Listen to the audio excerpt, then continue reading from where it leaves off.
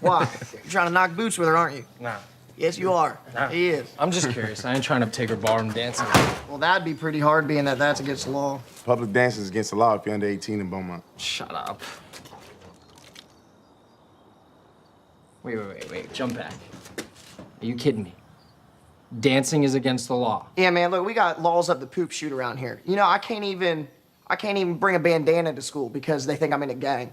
If my face gets all sweaty, I gotta use the back of my hand. And let me tell you something, this country was built on bandanas. So there's a remake of the 1984 film Footloose. While I remember and still enjoy the titular pop single by Kenny Loggins, I've never seen the original movie, which starred Kevin Bacon as a dancing city kid moved to a small town. So my objections to the remake weren't based on nostalgia, but on Hollywood's horrible record of remaking movies and TV shows, as well as the implicit admission that apparently there are no more original script ideas left in Hollywood.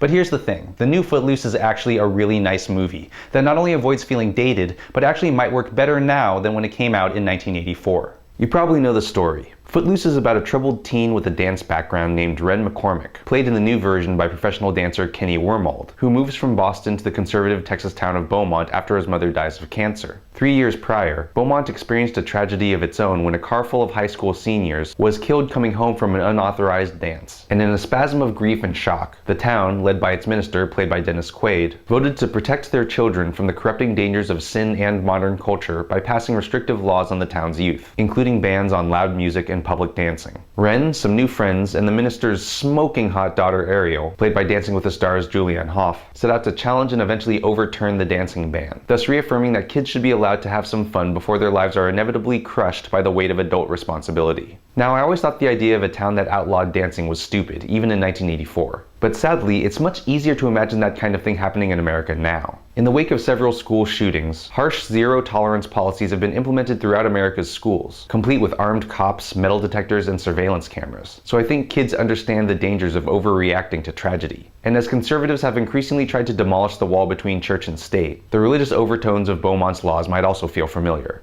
Which brings me to one of the great things about Footloose, that Ren, the film's star, is quite clearly an atheist. He shows no respect for religion, is outraged by the religious overtones of Beaumont's anti-youth laws, and only cites the Bible to show that Beaumont's moralizing Christians are hypocrites who haven't actually read the Bible. I love this kid. Something else that's great about Footloose is that it's not another film about snooty, shallow, secretly unhappy city folk who need a dose of country to remind them what life is really about. In Footloose, Ren is a kid who's traveled the world and been exposed to a lot of things growing up in Boston that you don't get in Beaumont, and he doesn't apologize for it. I know a lot of people have fantasies of leaving it all behind for the simple country life. But you know what? A lot of our nation's best stuff comes from our cities. Whether it's culture, diversity, or progressive ideas about civil rights and social justice, without the constraints of religion or isolationism. And I'm glad there's a movie for young people that says that having a wider perspective on the world is actually a good thing. Footloose is by no means a perfect movie. It's about 10 minutes too long, and Andie MacDowell is horrible as the minister's wife. Another reminder that she's never good in anything. But first-time actors Wormald and Hough are unexpectedly good, the dancing sequences are fun, and the rest of the supporting cast is good, especially Miles Teller as Willard, Ren's new country boy buddy. So I'm giving the new Footloose an 8.0. You heard me. I'm Jonathan Kim for What the Flick, and be sure to check out my new show, ReThink Reviews, on the TYT Network.